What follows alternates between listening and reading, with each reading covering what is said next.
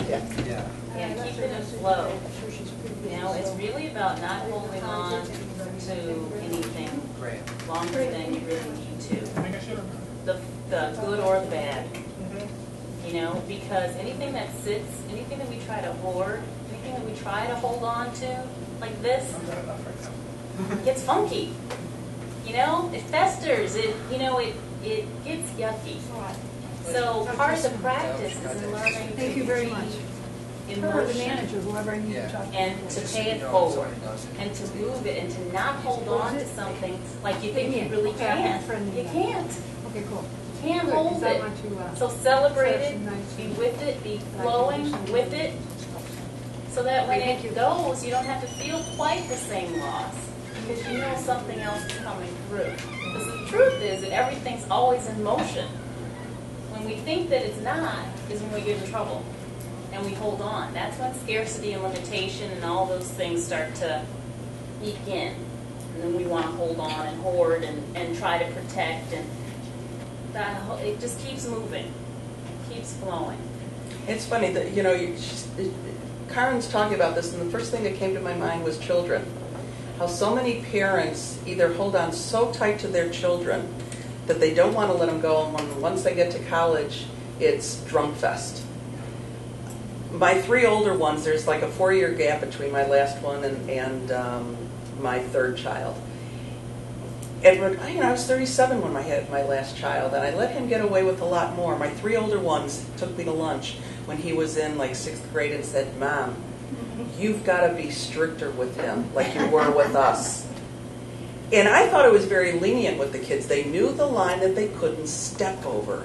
But when they stepped over that line, wow. So letting go, you have to let things go, see where it goes in the universe like children. You know, let that kite, let the kite fly. Why? Because the kids are not yours. They're a gift from God. But my kids, every day I talk to them, they are such a blessing. And when I need something, I mean, they were there for me when my mom passed away, 24/7. And if I need something, they're there for me and for each other. Wow. What a powerful thing that God has given me. And we can all do that. What I'm thinking is your mother indirectly had this, made you what you are today. Absolutely she did. Her inept way of handling Absolutely. her. That's why I celebrate her. I want to make sure that we give the top 3 tips for, you know, this new way of being and relating to people, and to create, you know, this kind of pay it forward perspective. Listen with all your might. Listen to people. Everything that they're saying, listen. It's the greatest gift you can give somebody, is to listen to their problems, listen to everything that they're saying, and remember it. Find some system to remember what they're saying. Secondly, ask pertinent questions. Ask open-ended questions. Who, what, when, where, how, why. And listen to what they said. And finally, give. And give. And give. And give. And give unconditionally. Don't give with wanting something in return, because then it's not giving. So listen, ask questions, and give.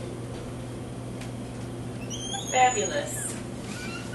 Anybody else? Question? Oh, great chance.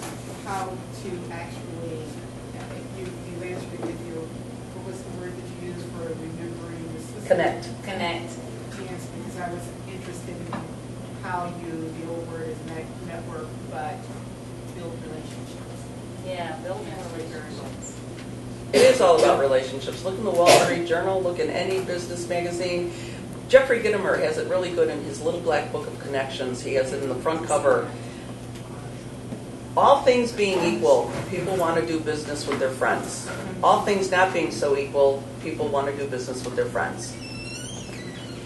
I refer my friends, or I don't refer somebody, or I'll find somebody else who knows someone who can be a good referral. You want to refer your friends. Your friends are going to do 1,000% for you. That does bring up a question. In referring friends or, people that have had a good experience with them, so you refer them, how do you handle it when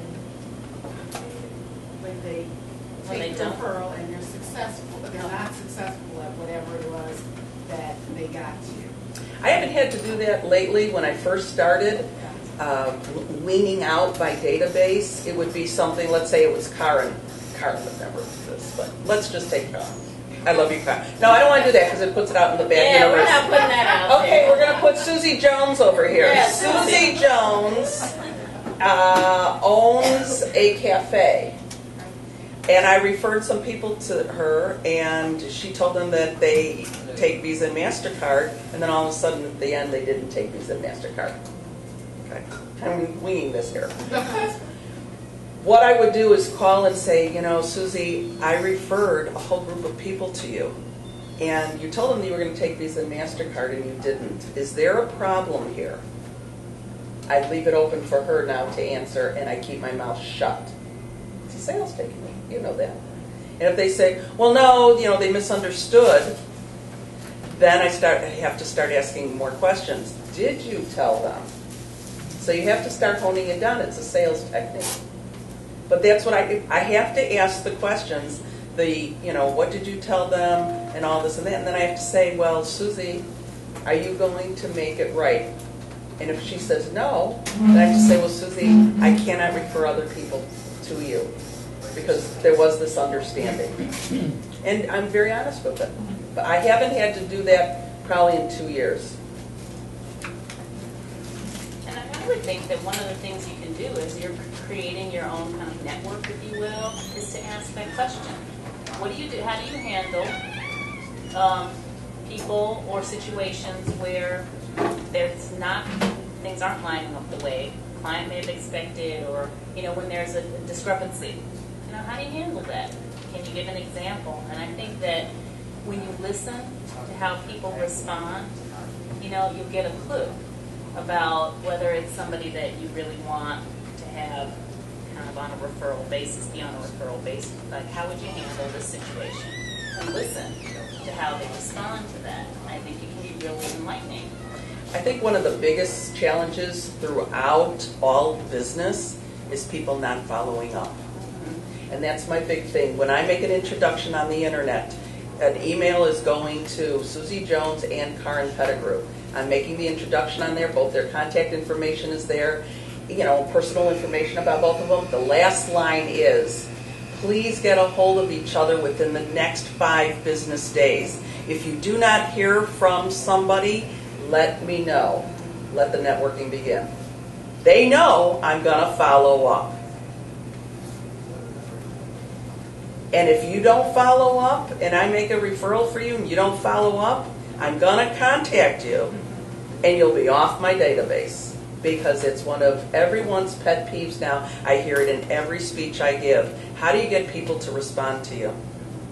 I've sent emails. I've done this. It's awful. I mean, email is great. Phones are great. But if you get an email and you can't answer that day, I'm real busy right now, let me get back to you. But acknowledge you got it. And people aren't doing that nowadays. Talk about bad karma. Why They're not getting back to people. You leave, you call and you say, I'd like to get together with you, or we said we were going to get together next week. I'm available Monday and Tuesday. Can you let me know which day is good for you? And they don't get back to you.